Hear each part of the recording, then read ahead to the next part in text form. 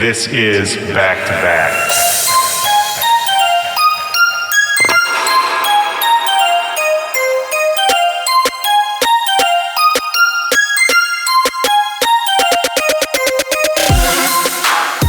Yo, what's up, Back-to-Backers? This is Willie Joy. Welcome to the show. This is Back to Back. This is my podcast. And if you are listening to this on release day, this is the last episode of Back to Back for the decade. The next time you hear me, we're going to be in a brand new decade. It's going to be 2020. I hope you have something fun planned for New Year's Eve, or if you're listening to this later, I hope you had a great time on the 31st. You know, New Year's Eve is one of those holidays where I think it's always a little disappointing. Expectations never quite match up. But to be honest, it doesn't even matter to me this year because I'm just excited to be living in the future. 2020 is just a sci-fi, cool-ass sounding year. I'm ready for it. And I think that futuristic vibe is appropriate for today's guest.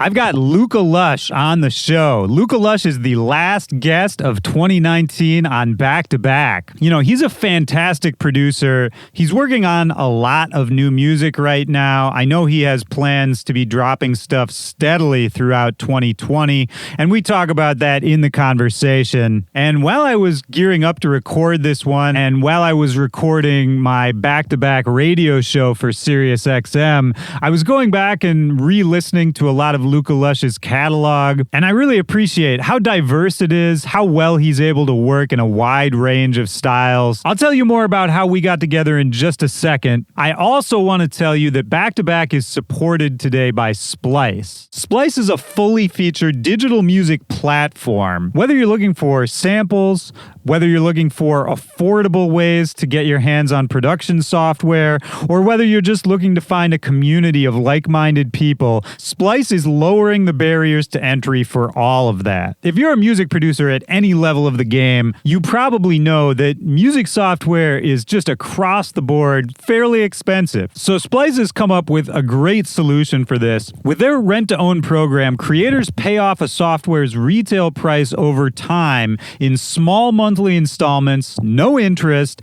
and once you pay it off, the software is yours forever. And instead of having to save up for months and months, you could start working right now. And if you're already working and you just want some more versatility, some more flexibility, if you've been hunting for the perfect sound for one of your songs and haven't found it yet, you got to go check out Splice Sounds.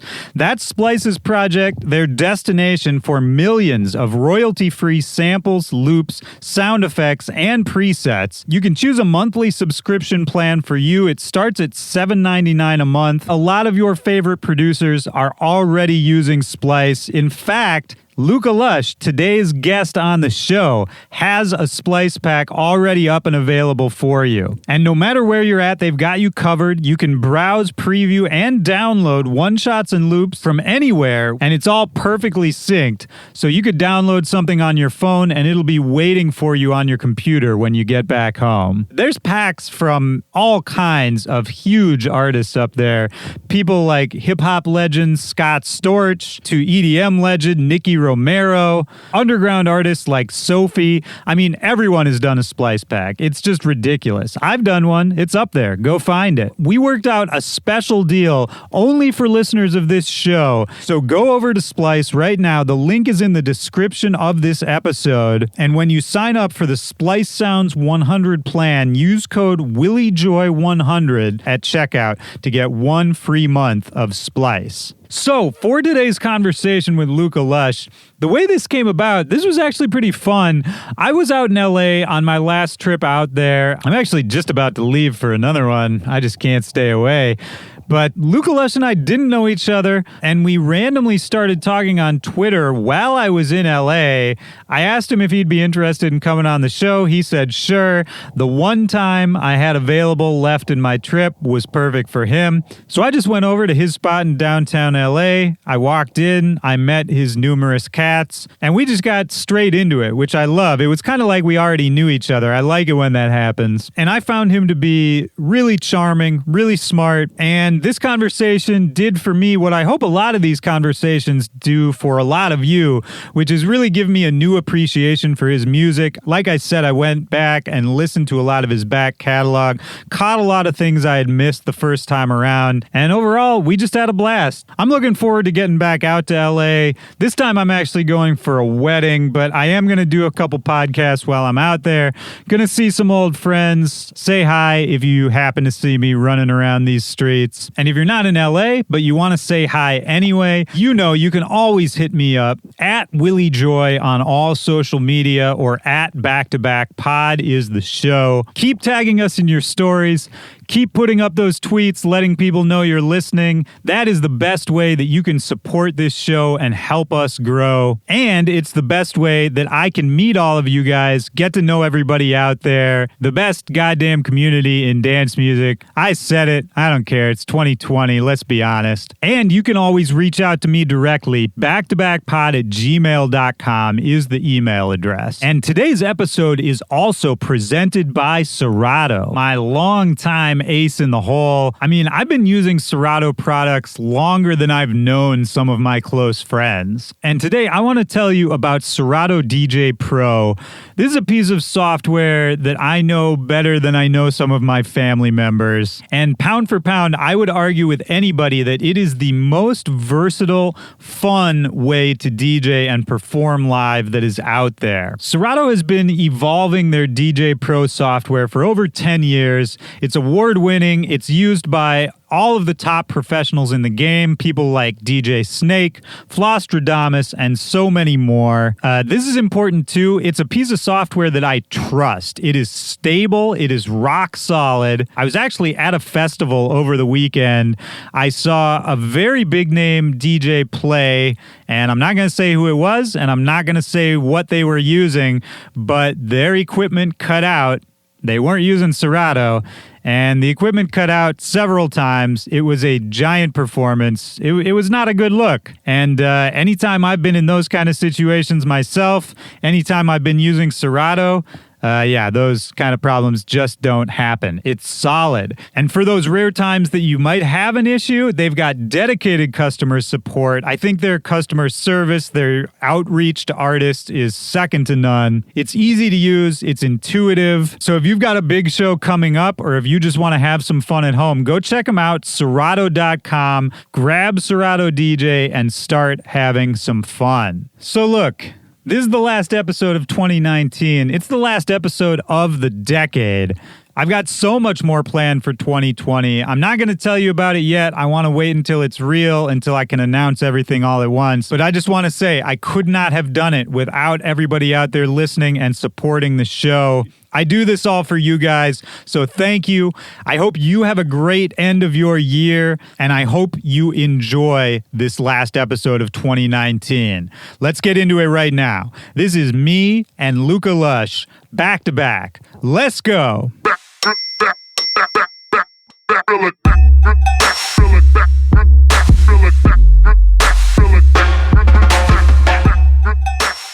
Yeah, I mean, there's a lot of other people producing and being generally rambunctious in this building, so that also helps going to sleep. There's this one guy who's been working on a Post Malone remix for over a month now. Yeah, how's it going? How's he doing? He hasn't made much progress.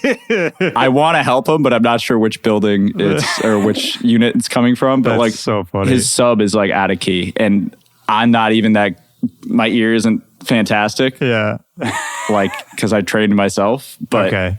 Even I can tell it's very out of key. Dude, that's like, so funny. It's like one of the like. So this is a producer building. It must be, yeah. Well, it's also cool to me that that's still a thing because I remember there was this wave. You're from New York originally, yeah, right? From Brooklyn. And I don't know if you remember this, but there was this wave a long time ago now where everybody moved to LA kind of within a year or two. I was part of that wave, yeah. Okay, there you go. That was end of 2015. Yeah. November 2015. Maybe there were even more than one wave. wave? Because I feel like there was an earlier wave too. Probably. I just came with the SoundCloud boys. Right, exactly. Yeah. And all of that is to say, so many people moved downtown first. Like now there's people making electronic music all over LA, but I feel like it was very concentrated in downtown for a while. And I like knowing that that's still happening a little bit, you know? I went like around the horn. Did you really? Yeah, like I first was like on Pico Union. I don't know if you know this. Yeah, it's I know like where that is. right west of the Staples Center. It's not a good area.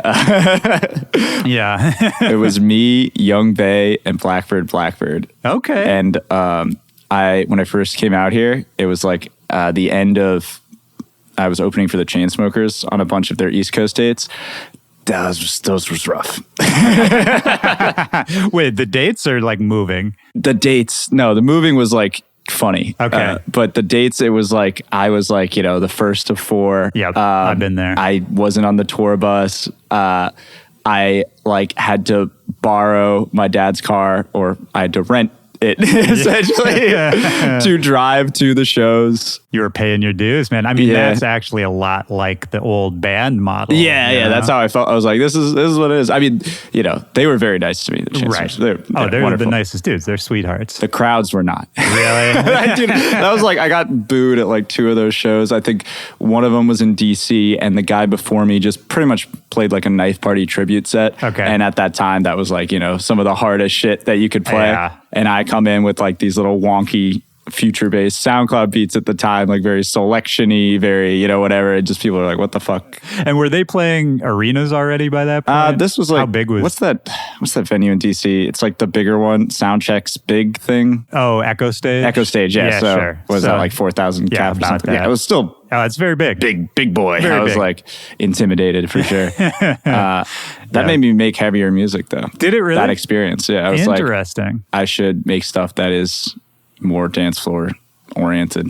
Was that, I mean, we'll get into this whole thing, but just in that moment, was that a reaction of something you had been wanting to do? And then once you were in that situation, it kind of just made more sense? Yeah, I would say so. Yeah. I mean, because I had flirted with some stuff, but then it was like, that was the era of like where Hypem was still like a big thing. Sure.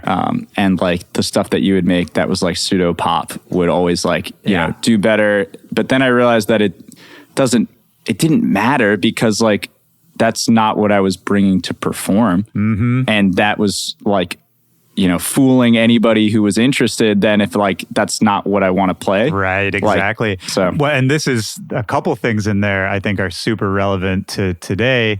One of which is that, online hype does not usually transfer to real life. Dude, everyone's like, oh yeah, Spotify numbers, blah, blah, blah. Dude, there are people with millions of Spotify plays who can't sell dick. Well, that's exactly right. That's exactly right. I mean, and that's the new version of that. Well, dick's not a curse, but what's the profanity usage on your podcast? It's you can say anything right? you want. Okay, cool. Yeah. Okay. Oh yeah, nobody's censoring.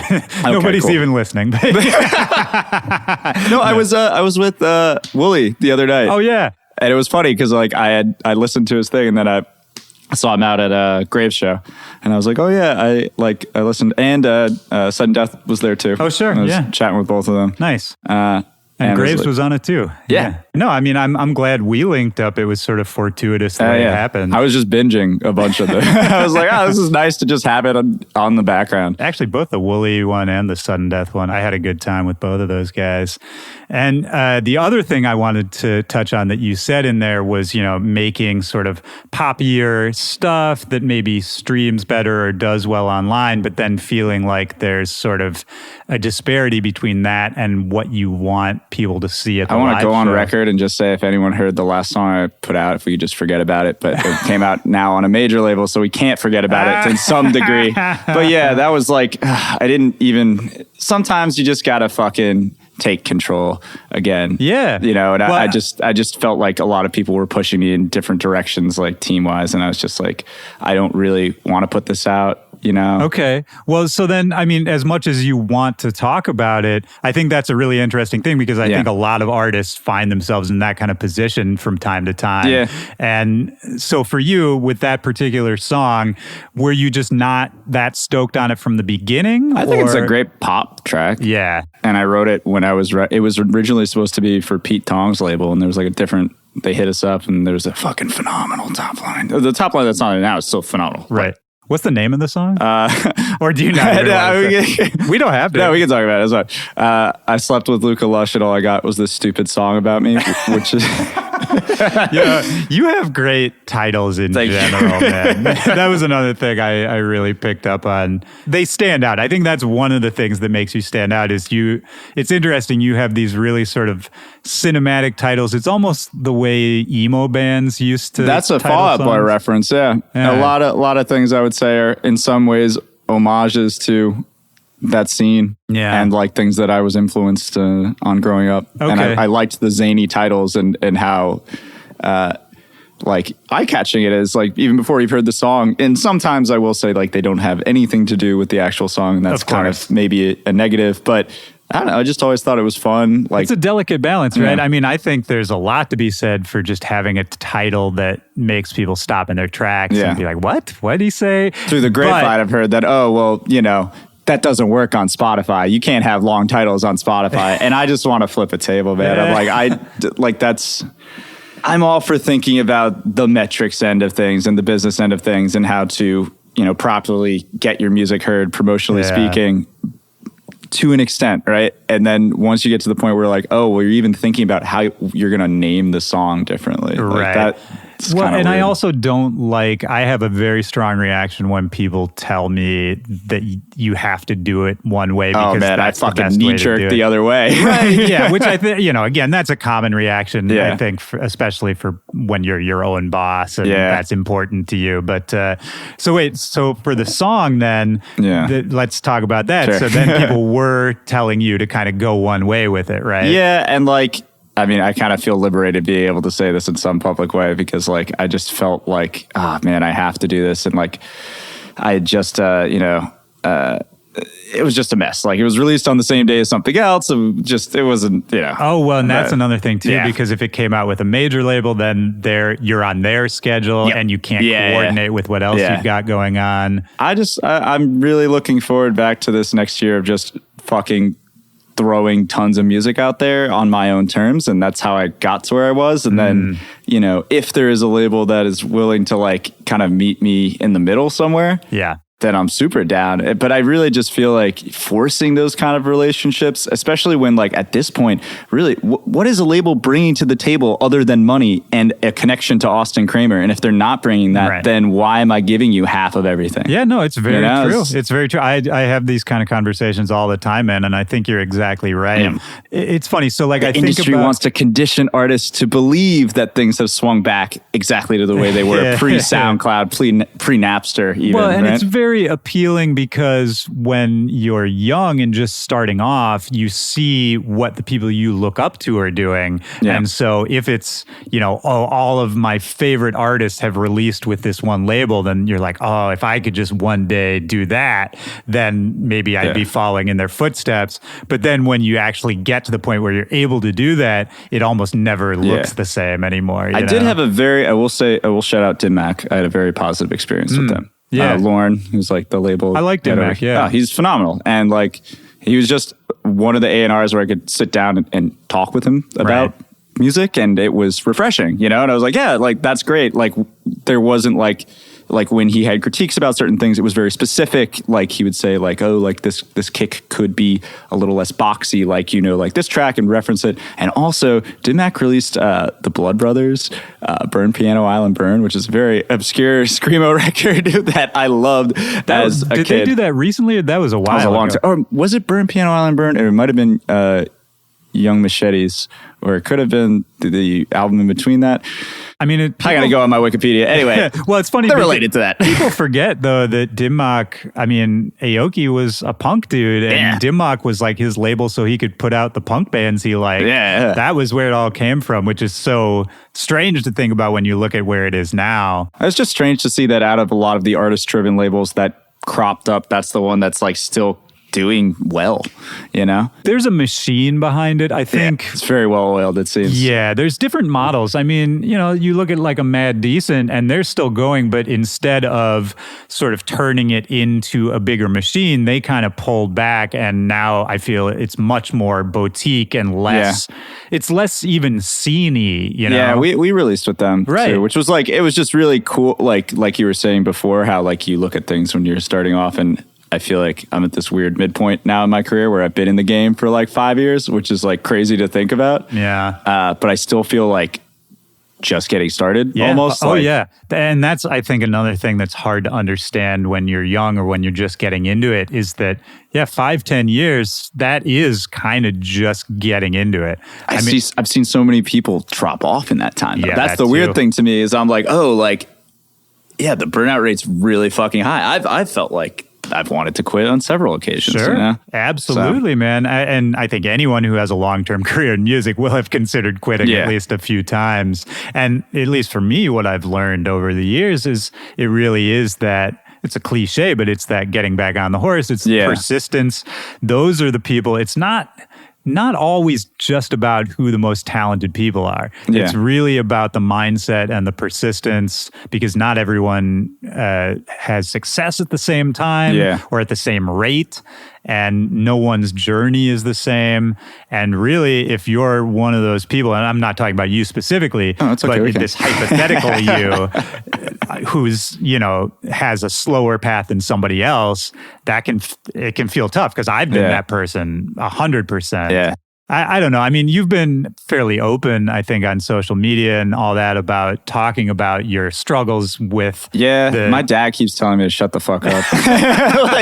Really? I talked to him this your morning. social media manager? Nah. But my dad is a great dude, but he's an old school cat. Does he even understand what you do?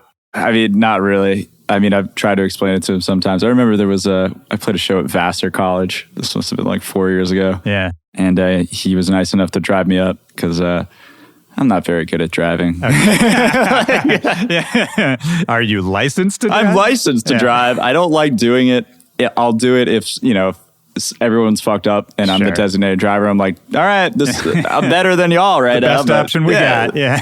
But he drove me up there and he watched the set and he was like, yeah, I don't really get it, but you know, kids love the bops, they love the beeps. I was just That's great. It was the funniest thing. That's such a good dad. He was like kind of weirdly proud of me, but like definitely, I don't think he totally understands what's going on even now. Is he kind of that old school generation where you're not really supposed to show your feelings like that? Yeah, definitely. But I mean, you know, I love my dad. That's generational. Yeah. That's not like a negative thing. No, I was always told not to, you know. Yeah, I grew up, when I was a kid, I guess that was the 90s, Yeah, for sure. Well, I have to imagine dyeing your hair wasn't a popular move then. Whew, oh my God. You know what was worse? I was on tour last winter, and a girl I was seeing at the time, she was like, yo, let's paint your nails. And I was like, all right. I like My Chemical Romance. And those kind of things. So I did that. And then there was some picture from a show where I was like, it was just like black.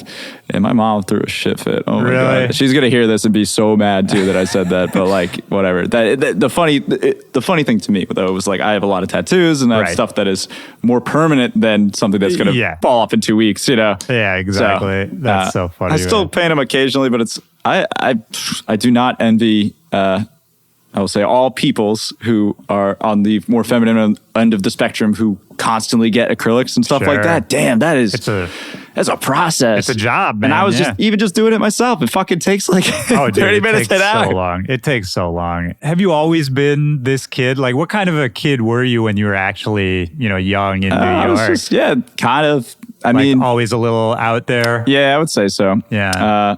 Very artistically oriented, I'd say. And what did your parents do? My dad was a Fed. Okay. Yeah. And, oh man, I wish this was a YouTube thing. I wish I had this picture to show you, but there's like, oh man, he was fucking balling. He had like long ass hair. He's in front of like a table with like cocaine, ARs, tons of cash, blah, blah. And just like sitting back, smoking a cigarette and like, obviously it's all like confiscated stuff. Like they were, right. You know, but like staging it as... It It's the craziest picture I've ever seen. That's awesome. So yeah, he. Well, then I could see from his angle why he would not be stoked on. No, you they know. wanted me to be a doctor or a lawyer or something. Yeah, something that like, you know. But I've been out of the house for years now, so they're like, all right. You have brothers and sisters? I have one brother. Okay. Yeah. Did he end up doing something out there as well? Or Nah, he's going to law school. Okay. Right now. I think he's And wait, studying for the bar. are you older or younger? I'm older. Oh, interesting. I would have guessed the other way Yeah, around. that's what most people think. He's Yeah. fucking tall. I wish I got those genes, man. I'm cruising just below 6, and I'm like, we could have. And were you growing up in New York City? Yeah, in the like, city? but I did go to high school in New Jersey. Okay. Which sucked. Yeah, because that sounds like it would have sucked. My dad went to that. It was like an all boys Catholic high school, and my dad went to that school, and then I got like a scholarship. So I was like, all right, we're gonna go, and I was like, okay. And actually, like the first year, I kind of liked it, and then as I realized more what I wanted, like where my interests lie or still lie at, and it was like there aren't a lot of kids that are like I purposefully avoided doing theater, even though I was like kind of interested in doing theater, because I was like, I don't want everyone to be really? to You pick get on judged me. for Yeah, it, yeah. like because I was already like it was fine. It was never that bad. Yeah. But because I ran track, I ran cross country, I had like a squad of kids, you know. Okay. So you had a couple different like peer groups you could hang out with. Yeah, but like it was always funny because I was like, you were always looking Yeah. over at the other side. Being yeah, like, I was captain cross country actually. That Oh, was okay. like sick. I ran a fucking 1640, I think, 5K. 5K. Yeah. Okay. Then a 440 mile, Yeah, that's and then very good. 201 800. I never broke 2 minutes. Fucking.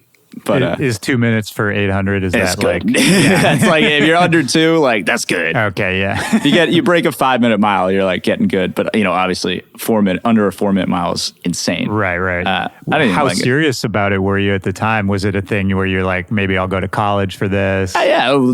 Yeah. But I was like planning on quitting as soon as I got to college. Like to get in, but not like to stay because I would throw up after every race. Oh, Yeah. Damn, The dude. nerves. The nerves. and were you musical at all as a kid? Yeah, I played in bands. Even as a teenager? Yeah. There was like, it was screamo stuff. It was metal stuff. It Yeah. was mallcore, MySpace core, whatever. I was trash. Yeah. Everyone there was trash. Well, I was about to say, wasn't everybody trash? Yeah. though? I It's mean, like- I did like screaming and I sang in some, and then I played drums as well. anything that was serious there? Any little successes? No, or just- not even Yeah. like just playing like the local VFW was a huge success in my mind. Did I? I was in a metal band growing up, and it was the same thing. Yeah. I mean, no one cared. Yeah. and nor should they have. It was cared. fun. Right. I was Oh, just it an was angry very kid fun. for no reason, really. Honestly, like looking back, it's like, well, what do you really have to be that angry It all about? comes from somewhere, man. I mean, I think about that for me too. Yeah. I've had a great childhood. We weren't rich, but we were Yeah. solidly middle class. I was Yeah. never anything I wanted. I generally was able to get it eventually. Yeah. I never felt like I couldn't do something I wanted to do, really. But still, I was Yeah. a super like angsty teen for some reason. Snuck out a lot. That's probably why. Yeah. Where would you sneak out to? Raves. Okay. And here's the origin. Right. Exactly. How Sneaking old out. were you when you were doing that? 15 is when I started. Okay. I'm sorry, Dad. they're gonna listen to this. What was I know. the rave scene like in New York at the time when I you were remember the sneaking first out? show I went to a Gabber show. That was fucking sucked. But dude. now I like it. I love Gabber. Gabber was one of the first. I bought records when I started DJing, and I was buying Gabber records from Amsterdam, and that shit. I still remember the excitement of getting those packages. I love now that I really music. like it. Yeah. But like at the time, It's hard to I didn't. comprehend. Yeah. And so then I started going to like tech house ones, and I liked that a lot more. And were these at clubs? Were these It like? was all illegal stuff. Okay. Yeah. Awesome. Mostly because like I was too young to get into and a what regular year club. around approximately? This is was so I'm 27. So when was this? It's like mid. Then mid 2000s aughts. It was the late like 2007 to 2010 was when That's it was an exciting time to be going out in New York, man. That's when it was all happening. Then I got a fake ID and you could actually go to the regular club. There you go. Output. Oh my God, Output. I really miss Output in New York. R.I.P. That was a phenomenal club. Yeah, a lot of good clubs closed in the last couple of years. I saw Cashmere Cat there in 2012, I want to say. Okay. 2011. It was like right when he was coming out. Right, You know? right. And that was phenomenal. It's an exciting time, man. I mean, from the late 2000s to early 2010s, that's that magical, sort of blog house era. Yeah. It's what we were talking about before. It's the Dim Mak thing of when punk kind of turned into dance, but it was still that like sort of Energy. fuck you aesthetic. Yeah. Which I love. I'm And looking for that right now. There's I'm not trying to much of find it right now. I feel like dubstep is really the one place where it is kind of occurring in some degree, but also, there was that kind of explosion of SoundCloud rap Yes. as well, which is still kind of going to some degree, which I also really like. Well, yeah, some people have been telling me that it's actually worth going back and digging on SoundCloud again. I still dig on Do you? SoundCloud. Yeah, constantly. And are you finding... Yeah, I find stuff that has like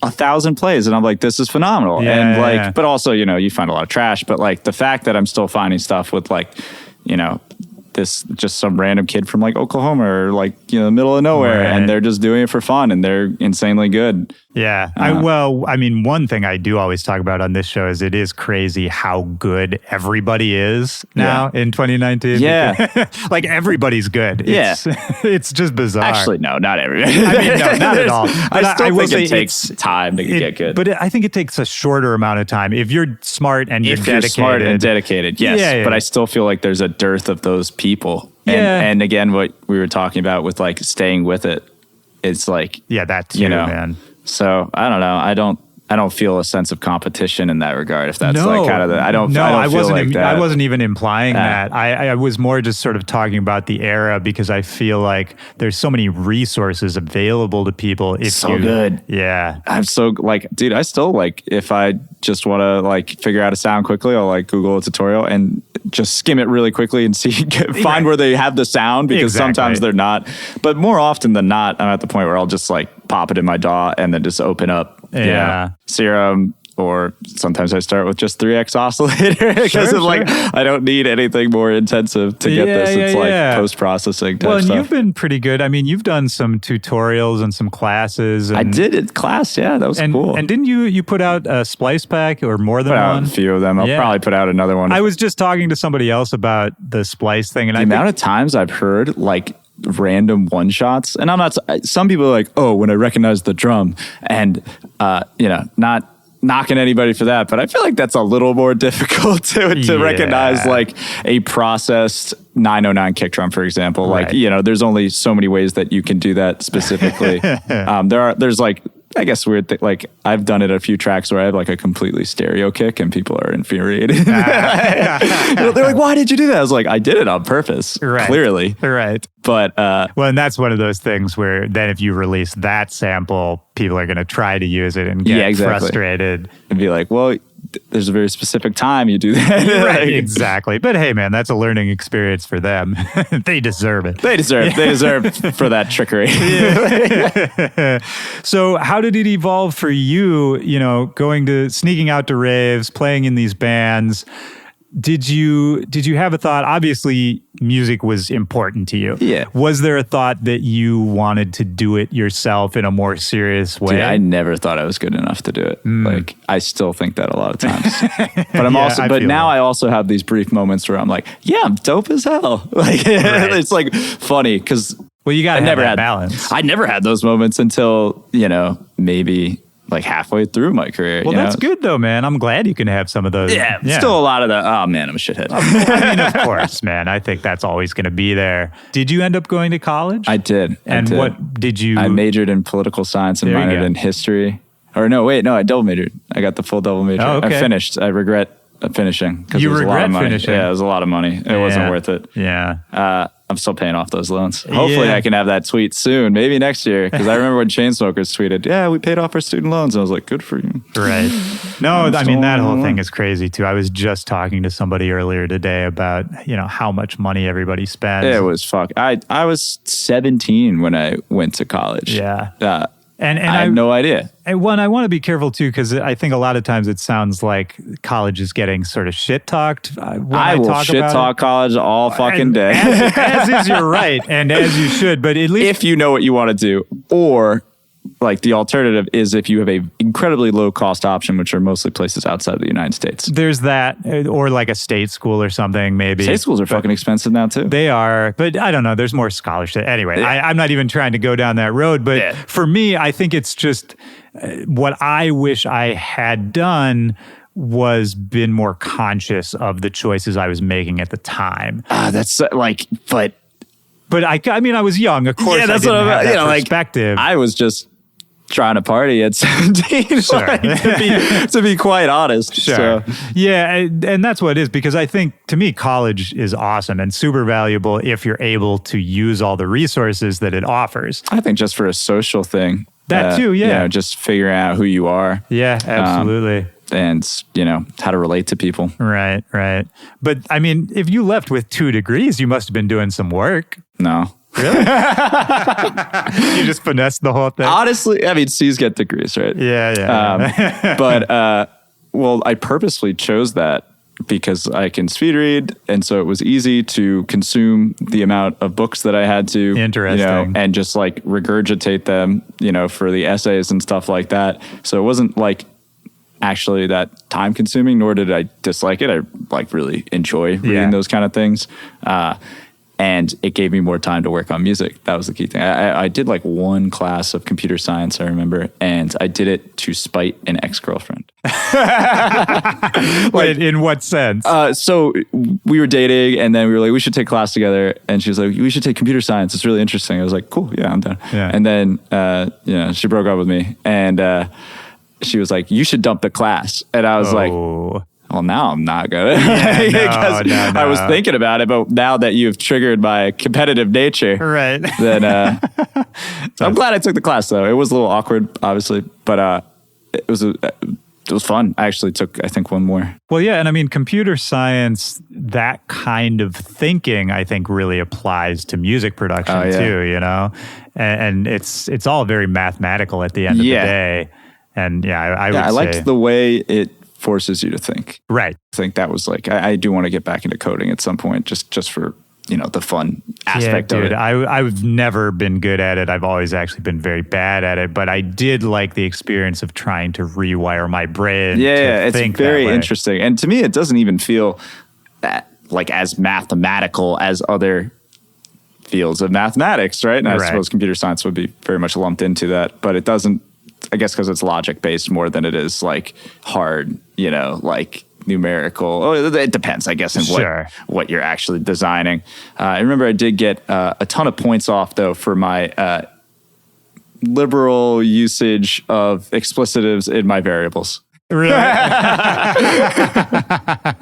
amazing. And that, of course, led me to continue doing it. Right. There's that reaction thing. Yeah, I was again, like, the program runs. Why do you care what it looks like on the other end? That's great. And they were like, well, the idea is obviously if you're working with a team or something like that and you leave that in there, like, but I've looked at, under the hood, even I remember like for games and stuff, just doing like light modding. Like, I don't know if you remember a game called like Rome Total War. I remember the name. Yeah. So there was like an instance that I remember where like you didn't have all the factions to play as unlocked at the start. Yeah.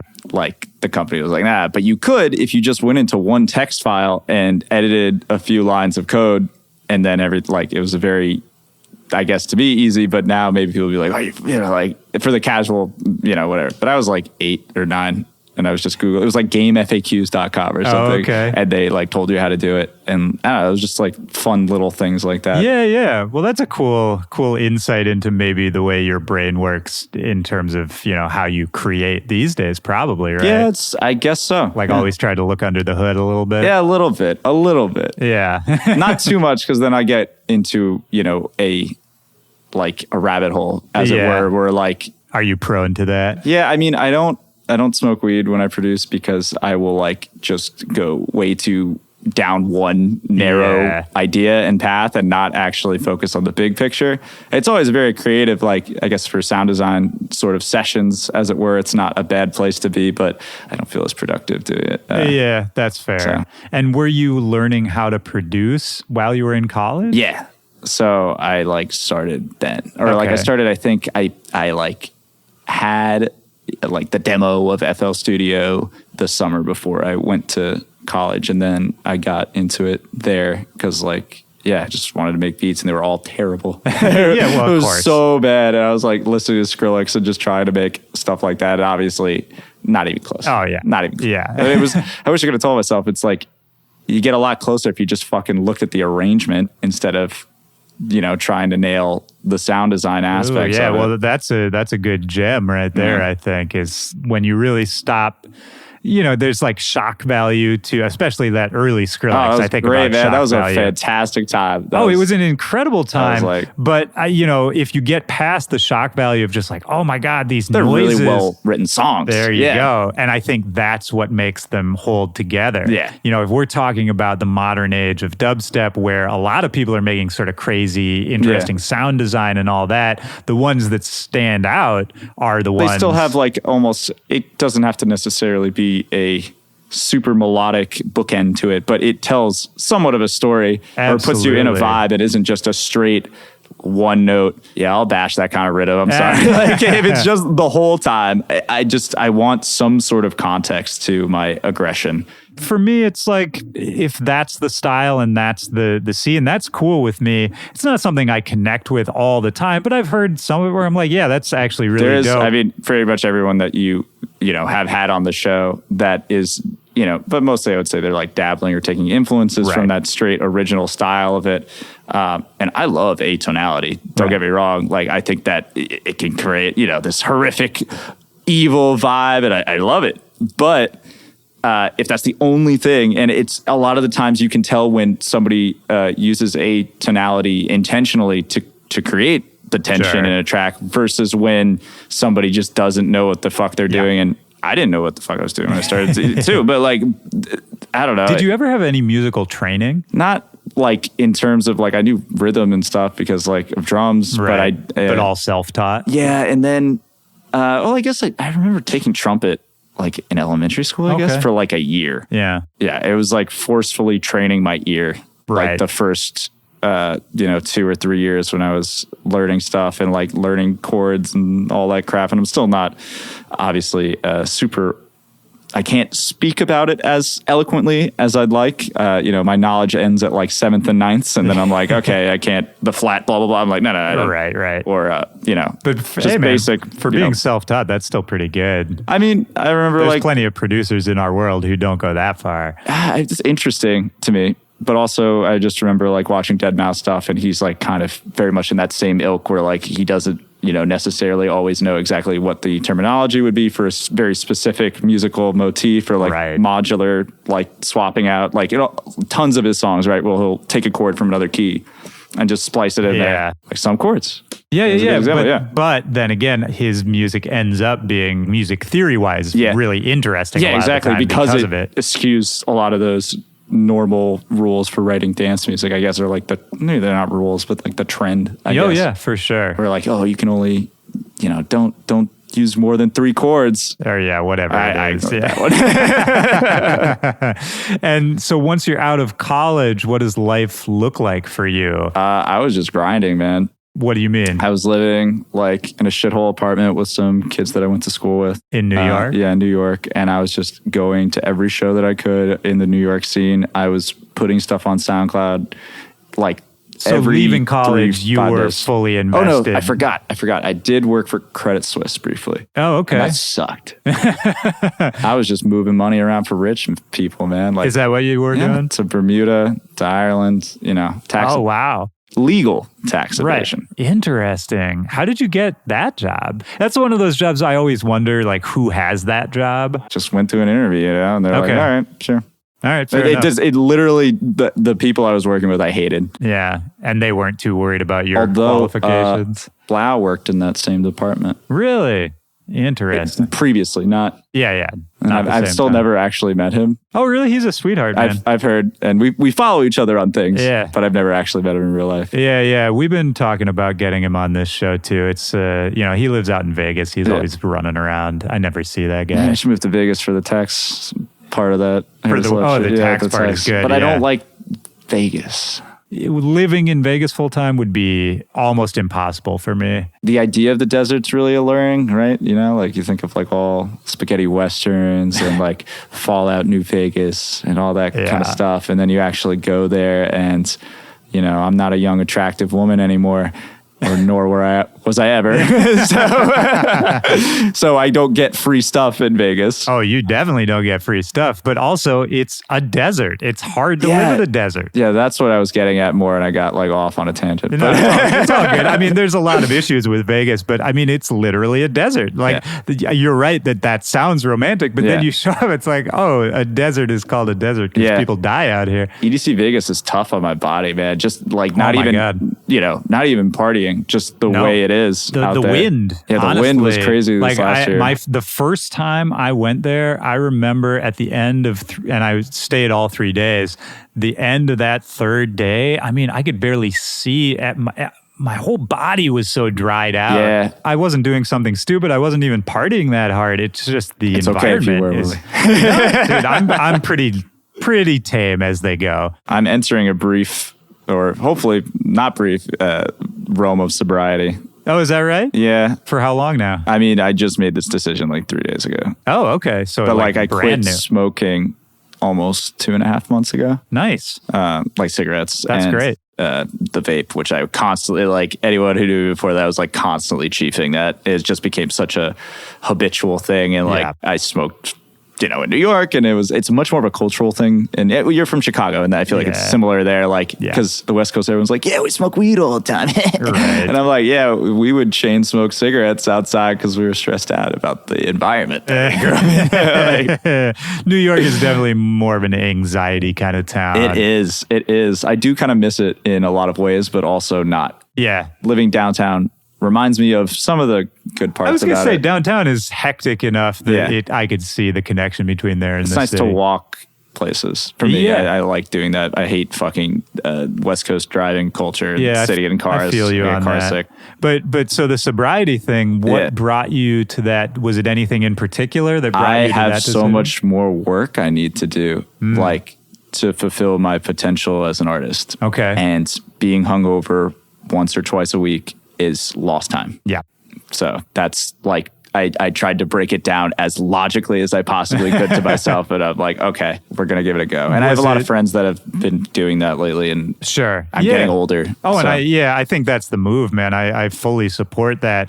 Was it a certain moment where you're like a breaking point, or was it more just sort of I've just been, gradually? it's been a gradual thing. It wasn't like I had like a crazy, ended up in the hospital or anything like that. I've just like, I don't know, just like I was cutting down like last tour. I was like, no more than 3 drinks a night. Yeah. Sometimes you wouldn't hold yourself to that either. And it's just like, it's easy to have 1 beer and it's easy to have 20 beers, you know, like, but it's really hard to sit anywhere in between that, spectrum. Right, of course. So, well, the hangovers get worse as you get older. And I think, at least for me, I just started becoming more aware of how the decisions I was making in the moment were affecting me, a week later, which I never used to think about. Yeah. Well, that's the other thing. I feel like you feel the residual effects of like various hangovers from things I won't explicitly reference, but might be implicitly referencing.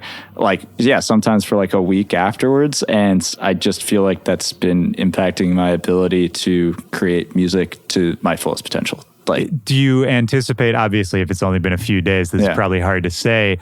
Do you think it's going to be hard to keep doing? 100%. I already know it's going to be difficult. Yeah. Because like, even just having a beer or two, I just, I love people, but I also completely hate people. Yeah. And, sometimes dealing with people is a lot easier when you've had a drink or two. Yes. I will say that. Yes, absolutely. But that's just something that I'm sure will come with time. I've already. Well, does it go along with going out to you? No, I mean, I'm still going to go out. Okay. Like, I still like crave social interaction from my friends and things of that nature. Right. I'm just going to tell, I'll be like, hey, man, I'm just not consuming anything other than like caffeine.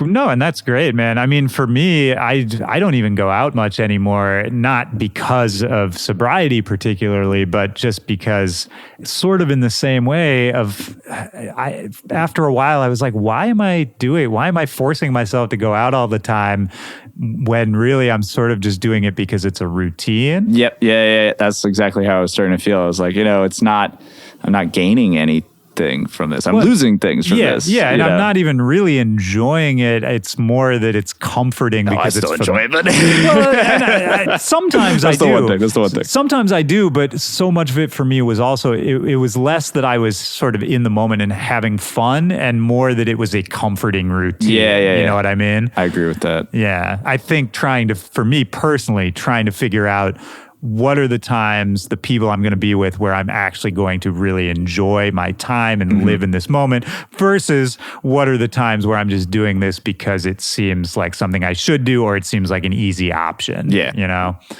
And I don't know. I mean, I'm not necessarily the most social person in general. Like, I like being around people. I'm fine in a crowd. I can talk to whoever. You've had like hundreds of people on the show, right? Well, this is different though.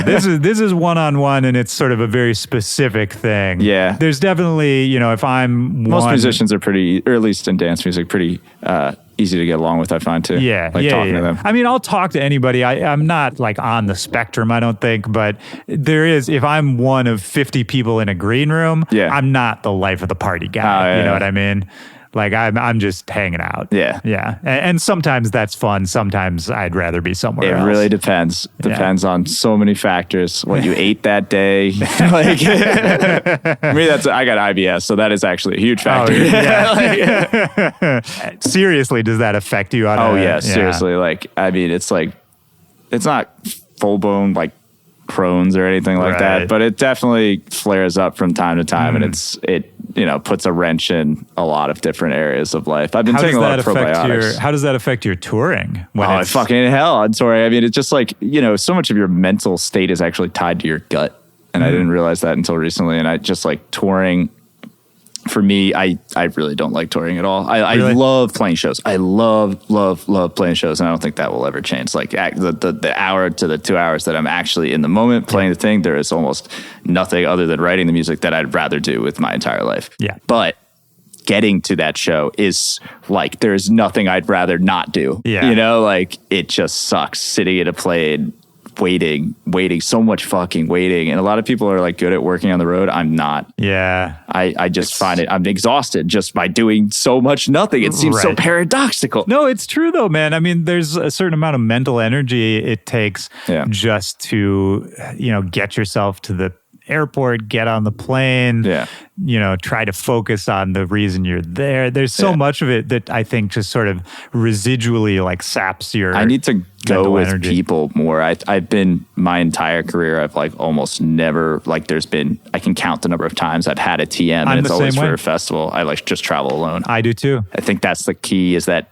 everyone who I've talked to who's had a better time with it, they're always traveling with other people. Right. So you can share like the hard shit. Like when I think about it, I had a TM for my Asia tour, and it was just fun because we could bitch about shit together. Like, of course, you're like, but hey, fuck it. Yeah, absolutely. And I think there's a certain amount, especially when you're not used to having that. And I relate to that strongly because I usually don't have a TM either. But when I do, there's a certain amount of luxury to it as well that makes me just feel more comfortable because I know this is something I spent money for. This is somebody whose work I trust. Yeah. And so, somebody's actually looking out for me. Yeah. Even beyond just that there's another person, but they're actually here to look out for me. That's comforting in a way, But also, and I guess, we're coming on the same page. Coming on the same page. Well, that sounds disgusting. But that's later. We're on the same page.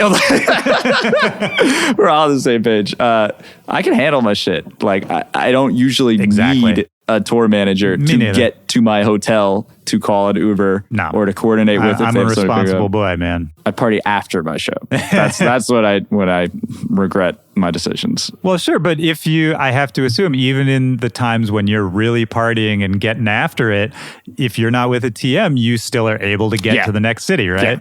Yeah. And not everyone is able to do that. I do think that's a sort of personality specific thing. Yeah, I guess maybe the vast majority of people that I've encountered always have a TM. It's not the norm when I mention that. Oh yeah, like, well, why do you like doing that as much? And I'm like, well, because it's like lonely and it's mentally taxing. That's the bigger thing. And I know it's a stupid thing to bitch about because most people don't even get to have the opportunity to do that. But, by the time your fourth or fifth tour comes around, you notice some of the negative things. Oh, absolutely, man. I don't think it's stupid to complain about it. I think it's great to acknowledge that we're very lucky to do what we do. Exactly. But at the same time, if your life is causing you anxiety or some part of your life is bumming you out, that's very valid. And I think it's something that we all could talk about more. Mix. Dude, I bring my own snacks. Is huge. I would say just trail mix because of the protein. And and I really want to bring in the future, because I've just been thinking of ways to mitigate some of the negatives, right? Where sometimes you have a weird flight time and you can't get breakfast, and I've gotten food poisoning. Yeah. Almost every time I've gotten food poisoning from my life, it's been from airport food. Sure. So it's always a fucking roll of the dice.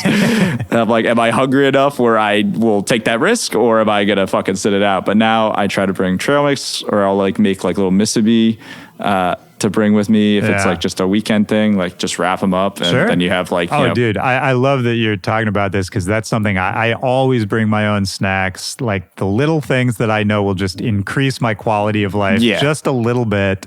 The food I like that I feel is healthy, so I'm not forced into eating something I don't really want to eat.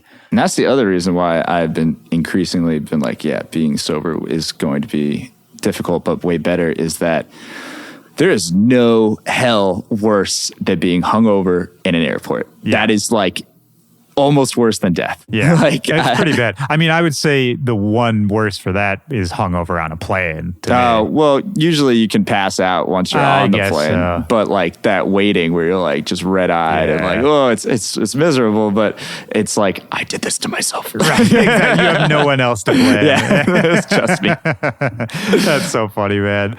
Well, and so if we take it back before you started touring heavily, I mean, am I right in saying that sort of you first really got known for this slew of remixes you were doing, right? And that's what I've been thinking also, is maybe I still need to do some of those. And because I kind of, because this 2019, I did not really do any of them, actually. Right. Or a handful of them. And the ones that I did were still very well received. Although I think that model has fallen to the wayside a little bit just in general. It has in general, but because I also think you were that, one of the first, or not one of the first, I think you were one of the last people who really saw a lot of positive movement with that model. Yeah, you know just what I mean? squeaked in there. Yeah, which is great. I mean, I think you did it really well, but just in general, with the rise of Spotify and the decline of SoundCloud, it became a lot harder to do, unofficial remixes and bootlegs. Well, there's still YouTube. There's still TikTok. Sure. That's what I was thinking. Is there are still platforms that are just as deregulated. Oh, you're absolutely right, man. I think it just takes somebody to sort of flip the idea again, and it'll be brand new all over. Yeah. Well, I've just been, I was I'm just I got a little burnt out, I feel last year, and I had to take some time to rekindle why I wanted to do things, and what was burning you out? What was just the touring and just the whole, just so many things kind of all together. Was it kind of just trying to maybe not necessarily knowing the path? I think a lot of people consistently tell me that I will not be successful because I am so many things at once. Mm-hmm. And I just flirt with so many genres and I move around so much and blah, blah. And then today I kind of had this fucking weird epiphany that that's why I am successful. Not in spite of that. It's because there's only a few other people that will do that. Diplo, Wookie, Nitty Gritty. Sure. It is its own paradigm in a way. Yeah. And as long as you can carry that, like through, specific production styles, through your personality, through things like that. I was like, you know what? I got it. That's the other thing. It's like, you end up listening to so many people who think that they know something that you don't. Yep. That's true. I'm so bad about that. Because I love listening to people. I do too. And I love people telling me, not telling me what to do, but I do like people giving me their version of like, well, why don't you try it this it's way? interesting. I enjoy being challenged that way. Yeah. But and sometimes they're right. Right. That's the thing, is like, I'm looking for those moments of clarity where somebody has mentioned something to me and I'm like, oh shit, that's you're right. Yeah. Wow. But then also it's just sometimes you hear stuff and you're like, no, that's not right, but maybe you're right. And it just, this seed of doubt that gets planted and it's a bad plant. You don't want that plant in your garden. This is like evil. It's a weed. So, if it was a weed, I'd be like, nothing to see here. But no, I feel you, man. I will say it's another thing I was going to touch on with you is, you've always sort of worked in a diverse range of styles and never really married yourself to one scene or one sound. I mean, maybe future bass. Future bass would be the dominant thing that I would say most people would associate with me. But like I put out with a hardcore track with Little Texas this year. I've done heavy trap things. Like, I think of things. Maybe it comes from the fact that when future bass as a genre was really coming up, that's when I was coming up. That was when you were also coming up, right? Yeah. And killing it in that vein, which is interesting because I think that can help an artist to a certain extent to be like one of the figureheads of a rising sound, right? But then the question is sort of what happens after that sound is no longer in vogue. Yeah. And do you sort of stay with, what you were carrying a torch for, or do you try to evolve? And then what does that evolution look like? That is a question that I'm still struggling with myself. Of to course. be honest. And there's no right answer. Yeah. I'm slowly gaining more clarity like this past month, which has been nice because I haven't been touring as much. I've had a lot of time to think about things, to meditate on it, and to like really consider what like I enjoy. Yeah. I've been actually writing a ton of like vocal stuff. Oh, cool. Lately. I've been rapping on stuff. I've been screaming on stuff. I've been doing just for fun. Right. And like, I don't know where that will end up, but like, it's just like, that's, I guess, another part of exactly what I was saying is like, I don't like the idea of being limited to doing XYZ, or people be like, just give me 5 of this song.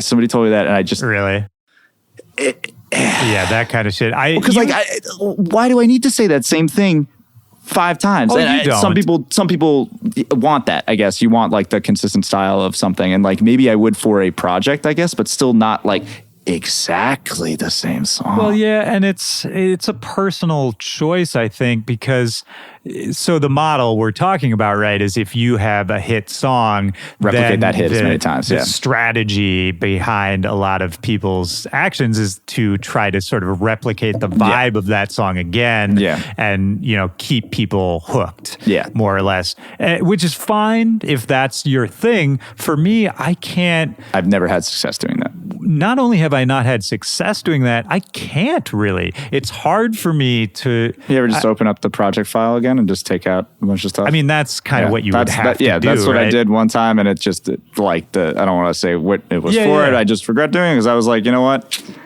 Nah, because it's forced. Right, exactly. And it's not, for me, what I love about my own music that I make, my favorite stuff, is the stuff where I'm not really sure where it came from. It's very organic, right? Yeah, when you organic feel like a and conduit. quick, and I wasn't planning it out. That's always when I think I make the best stuff. And so if I try to replicate a random moment of creativity, that's impossible. Yeah. I've heard that sentiment echoed by everybody I respect who I've spoken with. Sure, like, of course. It's like the constant, like, oh yeah, like if you've taken like a month on a track, you should shelf that track, or you should gut that track for parts because it's not the track you think it is. Yep. That's, I think, also why I had so much success is I just didn't give a shit. And I just said, this is done.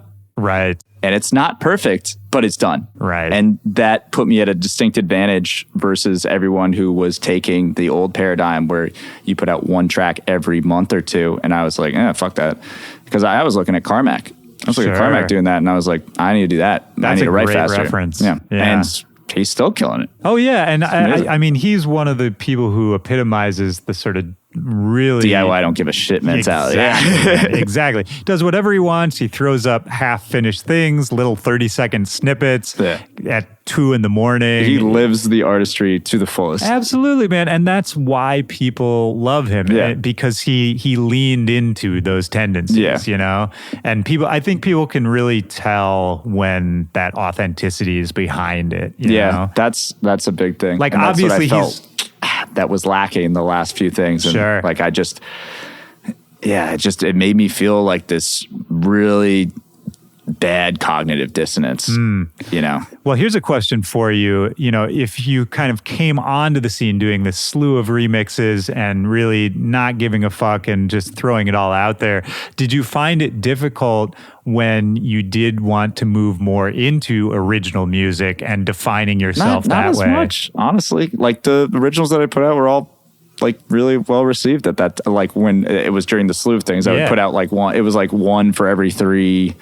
You know, something like that, or 1 out of every 3 would be an original, and like none of them popped off quite as hard as any of those remixes. Right. But like, I still play like "Oh Baby" in my sets. I still play "Anything for You" in my sets. It was just, it was a good time, and I just want to continue that mentality because I just feel like the music is still so vibrant and so much is happening, and it's still like sometimes I'm like, oh well, that was such a good time, and I'm like, no, but like we're still in a really good time. Right. And I think a lot of people are sort of trying to figure out the next step right now. I talk about that all the time. And it's interesting to think about where it all came from. Like, who were your peers coming up, in those Josh early Pan, SoundCloud days? Akali, Y2K, Young Bay.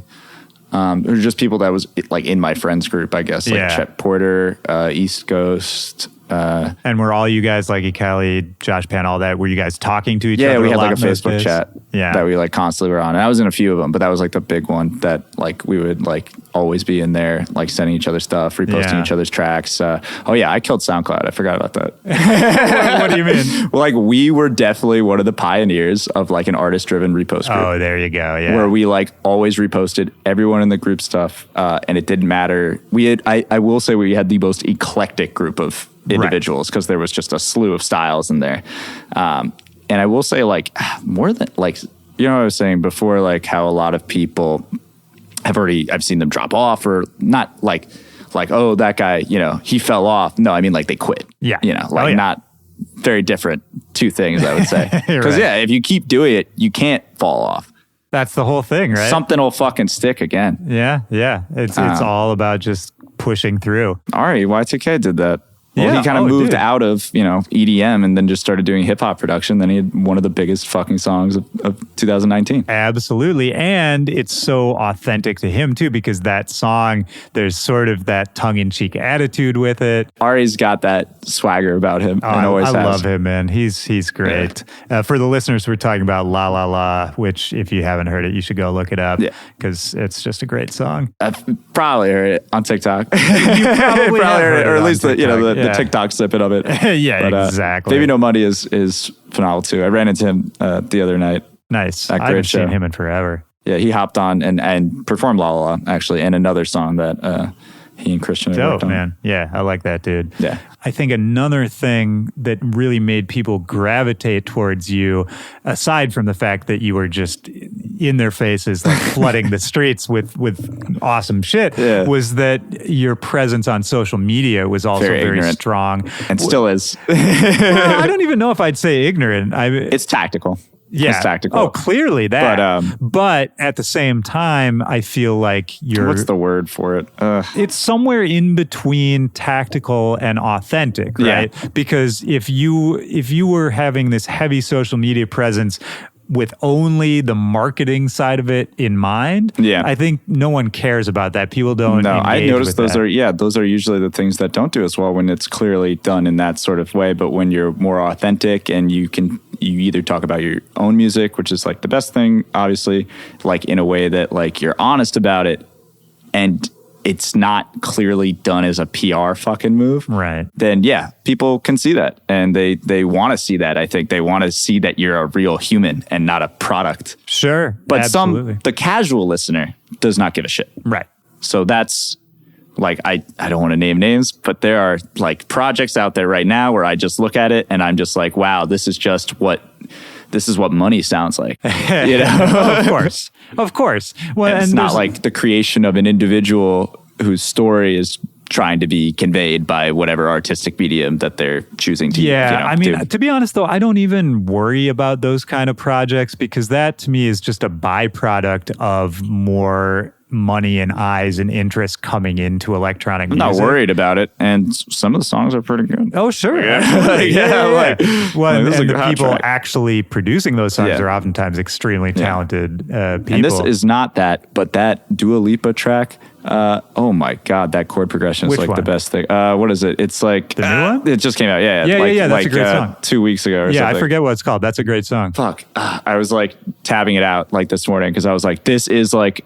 Because it's like a rising one where it like, you know how like most, pop progressions, they have, the 3 or 4 chord progression and it loops and it has like a nice resolution to it. And this one just continually adds tension. And I love stuff like that. Yeah. Like I guess, because self-taught, but like a lot of I remember seeing comments like that. They're like, I really love like the sound design in the song, but like this chord progression leaves me like, why did it resolve so weirdly? And I was like, I did that on purpose because I wanted it to feel like what I was feeling, which was unresolved. You know? Absolutely. So, and to take it back to the social media thing, I think you're also pretty good at letting people know how you're feeling and if you're uncomfortable in those moments and sort of more directly communicating that way, which is not something every artist is that good at. I haven't this week, and I really should because I had a lot of thoughts and stuff like that. I'm glad I'm saying them on here. But yeah, me too, man. But that's actually really interesting you say that because I always wonder, I'm less open on social media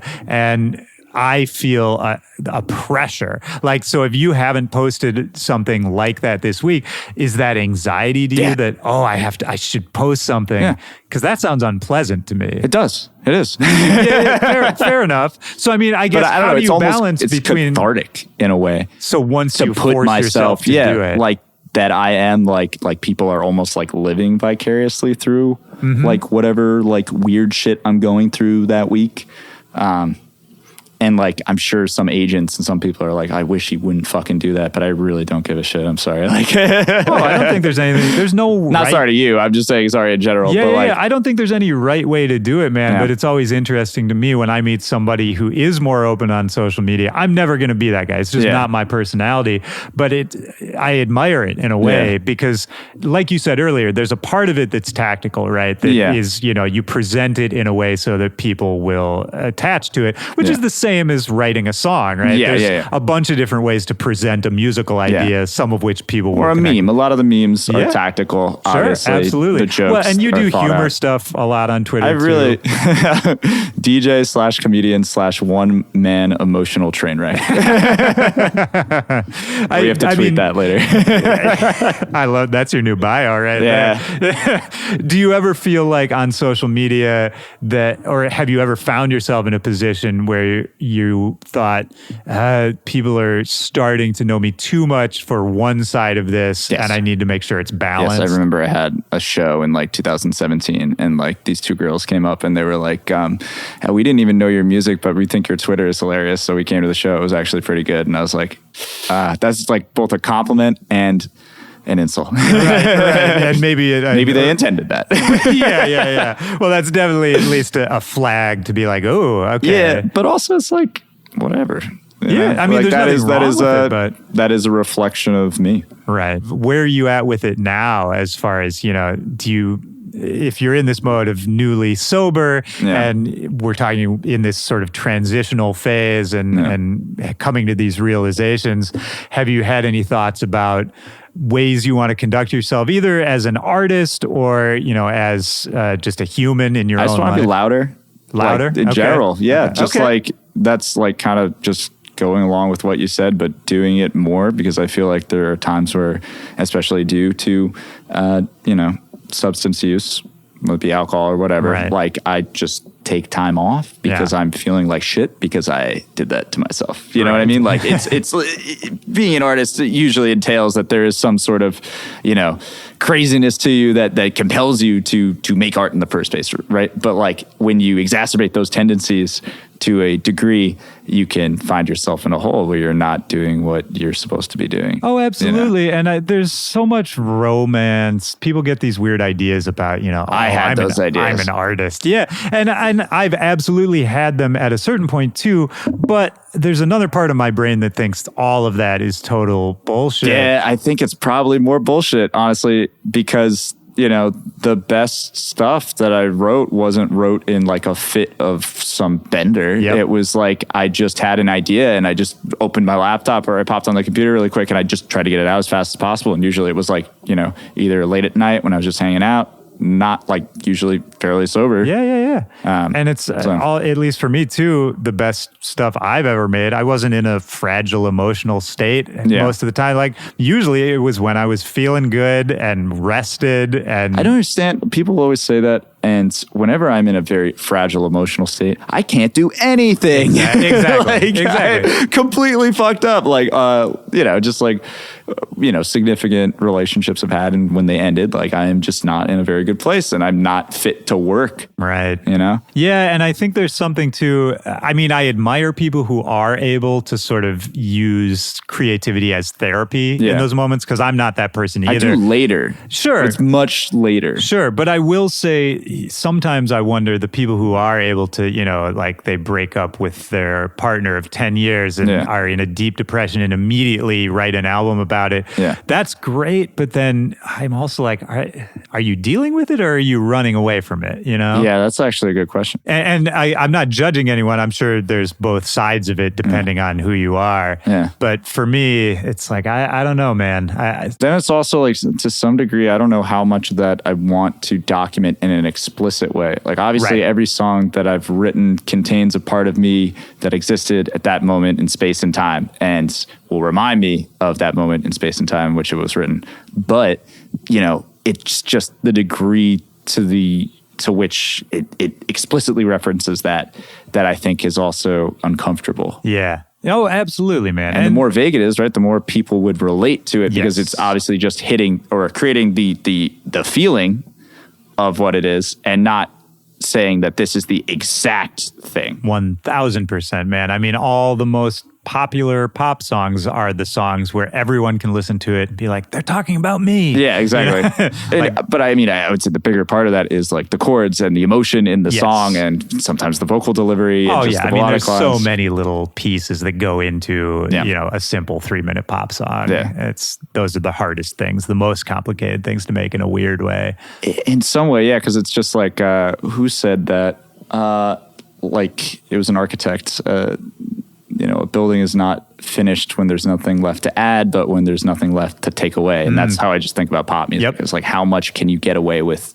Oh, dude, I think about that not even just with pop, but just in general, because the way I write music, my original idea is super cluttered. I'll throw like 5 ideas in where there should be one, and then the rest of the process is just eliminating shit that is not necessary. A lot of times I don't even go to that secondary culling process. Maybe I should, but like, especially a lot of my early stuff is like very maximalist. Sure. Like fitting different genres within and a if you 3-minute lean space. into that, that can also be awesome. I think in general, it's really about, and I wanted to say this earlier when you were talking about, some people were telling you to present something one way. Be future-based Luca all the time. And I was like, I'm not, like, I don't feel that way all the time. but what I think, here's the thing, and this is true for writing music, it's true for presenting your art. I think it's true just in life in general.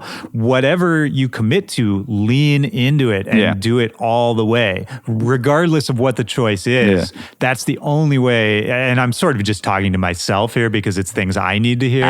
Same. But we're also having a conversation. Yeah, absolutely. But I agree. Yeah, I just didn't want it to sound like I was just yelling at you. But no, I don't. That felt like that. Yeah. But I think that's all it is, man. Is I think whatever, and this is advice that I give to people too. I'll get people, sending me music, just people starting off, and so much of that it's good and there's great ideas, but it's just they have not committed yet. And it's like that's a great idea, but right now it sounds like a lot of other ideas. I like the stuff that to me is very. It doesn't have to be traditionally good. It doesn't even have to be mixed correctly. Right. If it's like just a very raw expression of a certain idea that I haven't heard before. That's it. That's all it is, man. That's a perfect, simple way to put it. That's really the only thing I get excited about anymore is when I hear a new idea. It's not when I hear somebody who's slightly improved on an existing paradigm. Yeah. It's really not that anymore. There's only so many ways I can detune a fucking super saw before I shoot myself in the head. Well, so if you look out at there are actually a lot of ways to do it.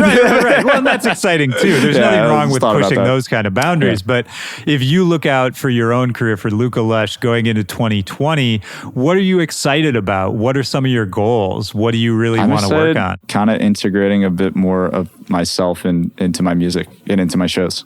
Because like more of your personality, more of my vocals, more of my personality, more of just being more authentic, and so that people know that I'm more than just this person who, remixed a bunch of stuff and et cetera, like just being more of an artist and not more of a DJ. But I still like DJ culture, obviously, and I don't want to like abandon that at all in a way. But it's like, I love starting mosh pits. I love, interacting with the crowd. I don't chill on the mic the whole fucking time. Don't worry. But like, and that's always, people have told me that like, my strongest suit is like my live shows. Sure. So I just want to lean into that. I like that. Yeah, that's good, man. That's fun. That gives me a sense of fulfillment.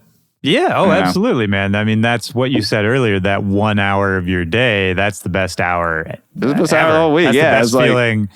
Also, on the sobriety note, nothing feels better than that show hour. I don't care what drugs. I've played shows that like with Strep Throat. I have like only missed like one show out of like 350 shows. That's good, man. Oh, sorry. One was due to illness, and I missed another because the flight, there was a blizzard. I was supposed to open for like Sound Remedy. It was like me, Midas, and Sound Remedy, and like all the flights into Denver got canceled. So there you go. Yeah, that was sometimes like act of God. I mean, sometimes you can't do anything about it. I don't think I've ever missed a show. I don't think I ever have, which is really weird. And now that I've said that, I'm sure I'll. Dope. Yeah, I'm sure I've Perfect jinxed attendant. it. But just like so. We talked about kind of the existential goals of it in terms of actual stuff that people should be looking out for. Is there anything you want to plug? Anything people should know about? No, actually. That's kind of dope, actually. Yeah, I mean, like it's kind of liberating. I think that's the most exciting time. Yeah, it is both simultaneously incredibly frightening to say like, I don't have, like, I really was looking forward to planning a tour right now, and maybe I still will. But right now it's just like, oh shit, like there's so much that I need to do that it's like kind of dope. Exactly, man. It's I have this thing about potential. I was just talking about this, where I think potential is the most exciting thing. But when you have an idea, but it's not real yet, and it could be anything. It's so fun. There's one. I did the Millennium remix, but I'm not sure when it's coming. Oh, that's all good. Yeah. Well, but, hopefully that's why we're waiting, because it like would be official. Right. So, and didn't you post something about you were working with Chainsmokers too, to bring it all the way back around? That's probably never coming out. Yeah. I've given up on that one. I think that I don't know what they're doing with those tracks. There was a lot of people that had collabs with them, I think. Oh, I know. And I mean, it's not even really about them, the two people in the Chainsmokers. No, it's a much bigger thing. The machine behind them. It's a machine. So crazy. And it's a very well-oiled machine. Yeah. And if it never comes out, I'm not particularly upset. Yeah. It would be nice. It would be nice, yeah. Absolutely. But that's cool, man. I think it's a cool time to talk to you, and then we can kind of see what happens afterwards. It'd be cool to look back on it. Yeah, for sure. No, and when there's like more concrete things, we can come back and do this again, man. I mean, there's still going to be a lot, like, that's the other thing is 2020 is I'm going to go back to releasing all the fucking time, like, because that's what makes me sane. Right. And that's another thing too, is figuring out how to do your business in a way that makes you happy. Yeah. Right? That's we're kind of skirting around that topic, I think, but that is definitely the biggest thing, I think, is like when for me, I guess, when I was experiencing brief moments of cognitive dissonance, because like what I was doing was not what was making me happy. And that might not always necessarily be the thing that makes you the most money, but it will inevitably make you more money than doing something you don't care about. Yeah. Yeah. Because people will tell, and then your product will suffer, because like if you're making like if I was a big room DJ, I've talked so much shit about big room in the last few weeks, and I really do like big room too. I like it too. But like, if you're still making that like epic, right? Remember that was a great track. Oh yeah, when that great popped off. Oof. But like, if you're still trying to do that again and again, because people around you keep telling you to do that again and again, and you're just fucking sick of it, you're gonna make something that's like 1/5 of the quality of the original idea. Right. Yeah, it's absolutely right, man. And I think, we've also touched on longevity and persistence a bunch in this conversation. And what you're doing right now, this investment of time, that's what's going to allow you to keep doing this in the long term. You know what I mean? I think I love it when people take that time for themselves, because I think it's hard to allow ourselves to take that time. Yeah. You know what I mean? I'm still writing every day, if that makes sense. Like, I didn't stop doing that. It's more just being like, oh, it's okay that I'm doing that right now, instead of being like just forcing myself into another tour cycle that would have broken me, you know? Yes, exactly. And that, it's the short-term gain versus long-term payoff. You know? I'd much rather play the long-term game. That's the thing. 1,000%, man. Well, this has been awesome. Is there anything else you want to get out there before we wrap this up? Follow me on all the things. Hit me up. Holla at your boy. Yeah. We'll put the links in. We'll do all that. I'll wrap it up with the question I ask at the end of each one of these interviews. Simple thing, just a memory, a time in your life, could be from any time, when in a moment, music really meant something to you, really deeply affected you. Oh, there's so many. What's the first one that pops into your head?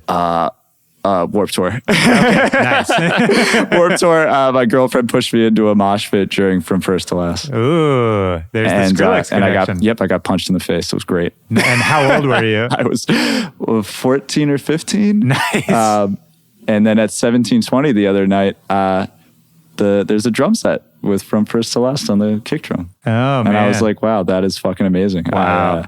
I just felt like this. Yeah, I felt the full circle. Like the nostalgia hit me very hard. And that's a cool memory, I think, to end on too, because that's that excitement. It's that punk attitude that I feel like you're still kind of rediscovering now. The punk rock of dance music, essentially. Absolutely, man. Well, this has been super fun. Thanks for having me over, man. Thank you for having me on the podcast. That was very serendipitous.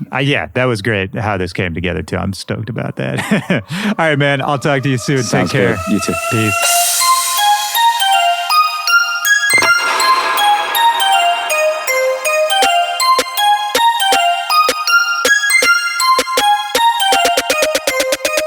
All right, that's the show. Shout out to Luca Lush. Great times, man. I had a really good time chatting in your apartment out there. For everybody out there listening, don't forget Luca Lush. You got to keep up with him. He's going to be dropping a lot of new music in 2020. You just heard him talk about all these plans, and there's going to be a link in the description of this episode where you can go keep up with everything that he's got going on. My name is Willie Joy. You can keep up with me too at Willie Joy or at Back to Back Pod on all social media. backtobackpod@gmail.com is the email address. Don't forget to subscribe to the show. Let other people know you're listening. Hit me up, tag me, whatever you feel like doing, man. It's the end of the decade. I hope you have a good one. I'm sending you good energy going into 2020, and we're all going to have a lot of fun together in the year to come. So take care of yourself. Take care of the people around you, and I will talk to you in the future. For Back to Back, this is Willie Joy. Peace.